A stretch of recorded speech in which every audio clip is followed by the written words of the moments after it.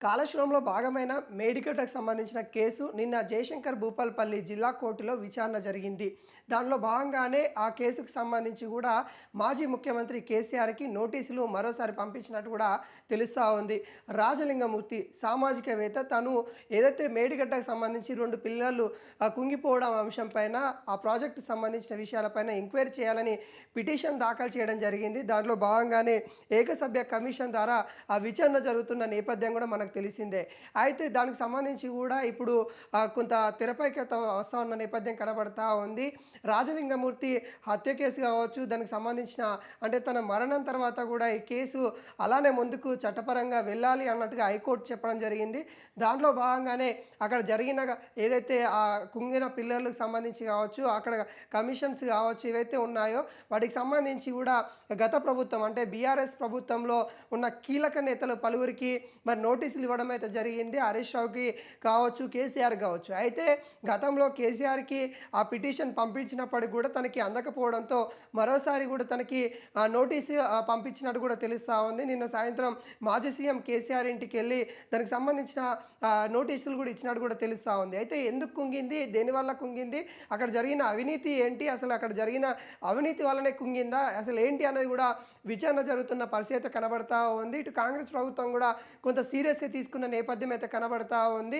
ఒక సామాజికవేత్తగా ఉన్న రాజలింగమూర్తి చేసిన కేసు ఇప్పుడు మరోసారి తెరపైకైతే వచ్చిన నేపథ్యం కనబడతా ఉంది. నిన్న విచారణ అనంతరం సెప్టెంబర్ 9వ తారీఖు మరి వాయిదా వేసినట్టు కూడా తెలుస్తా ఉంది. దానికి సంబంధించి వివరణ ఇవ్వాలి అంటూ కేసీఆర్‌కి అయితే నోటీసులు పంపించినట్టు కూడా తెలుస్తా ఉన్న పరిస్థితి కనబడతా ఉంది. ఆ కేసుకు సంబంధించి కూడా పూర్తిగా చట్టబద్ధంగా ముందుకెళ్లాలని కూడా హైకోర్టు కూడా గైడ్లైన్స్ ఇవ్వడం అయితే జరిగింది. దాంట్లో భాగంగానే ఆ కేసు అయితే ముందుకెళ్తున్న పరిస్థితి అయితే కనబడతా ఉంది. అయితే రాజలింగమూర్తి మరణం అనంతరం అంటే 2025లో చూసాము. తను ఒక బైక్ మీద వస్తుండగా ఎవరో గుర్తు తెలియని దుండగులు తన పైన కత్తితోని దాడి చేయడము, తను అక్కడికక్కడికే మరణించడము, ఆ సమయంలో రాజకీయంగా దుమారం రేపిన విషయం కూడా మనందరికీ తెలిసిందే. తన మరణం తర్వాత ఆ కేసు తప్పుదోవ పట్టే అవకాశాలు ఉన్నాయంటూ మరికొంతమంది కూడా ఆవేదన చెంది ఇటు ఏదైతే హైకోర్టుకు కూడా రావడం జరిగింది.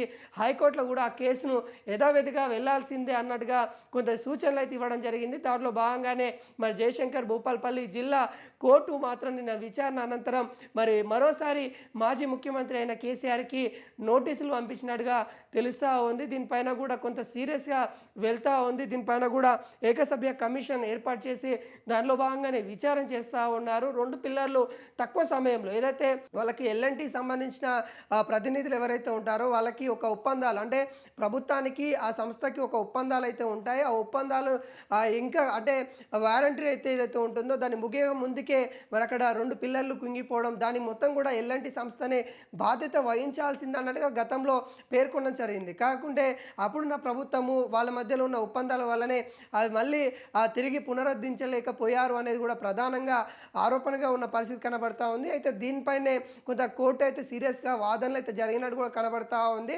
అయితే మాజీ మంత్రి హరీష్ రావు సంబంధించి కూడా తన యొక్క లాయర్లు కూడా వాదించినట్టు కూడా తెలుస్తా ఉంది. హరీష్ రావు గారు అటెండ్ కాలేదు. కానీ తనకు సంబంధించిన న్యాయవాదులు ఎవరైతే ఉంటారో వాళ్ళు జయశంకర్ భూపాల్పల్లి జిల్లాకి కోర్టుకి వాళ్ళు హాజరైనట్టు కూడా తెలుస్తా ఉంది. వాళ్ళు హాజరై వాళ్ళ తరపున వాదించినట్టు కూడా తెలుస్తా ఉంది. అయితే కేసీఆర్ తరపున సంబంధించి కూడా రావాల్సిందే అన్నట్టుగా మరోసారి అయితే నోటీసులు పంపించినట్టు కూడా తెలుస్తా ఉంది. దానికి సంబంధించి కూడా బీఆర్ఎస్ పార్టీ అధినేత కొంత ప్రణాళికగా వెళ్తూ ఉన్నారు. దానికి సంబంధించి ఎటువంటి అంశాలైన పని సమాధానం ఇస్తాము, మేము ఎక్కడ కూడా ఉల్లంఘించలేదు, మేము ఏ విధంగా అప్పుడున్న ఇంజనీరింగ్లు చేయాల్సిన విధంగానే చేశాము, కాకుంటే ప్రకృతి వైఫల్యం వల్లనే అక్కడ 2 పిల్లర్స్ కుంగిపోయాయి, కాంగ్రెస్ దాన్ని రిపేర్ చేయకుండానే దాని మీదనే రాజకీయం చేస్తూ ఉందన్నట్టుగా ఇటు బీఆర్ఎస్ నేతలు బీఆర్ఎస్ అధినేత కూడా ముందు నుండి కూడా చెప్తా ఉన్న పరిస్థితి కనబడతా ఉంది. మరి చూడాలి ఈ కేసు ఎంతవరకు వెళ్తుంది. సెప్టెంబర్ 9వ తారీఖు అయితే వాయిదా వేయడం అయితే జరిగింది. మరోసారి విచారణ అయితే ఉండబోతుంది. అప్పుడు హరీష్ రావు సంబంధించి ఇటు కేసీఆర్ సంబంధించి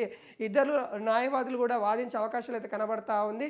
మరి ఇది జిల్లా కోర్టు వరకే పరిమితం అయిపోతుందా? ఎందుకంటే సమీపంలో జరిగింది కాబట్టి అక్కడనే విచారణ అయితే జరుగుతుంది. హైకోర్టుకు కూడా వచ్చే అవకాశాలు కూడా ఉన్నాయంటున్నారు న్యాయ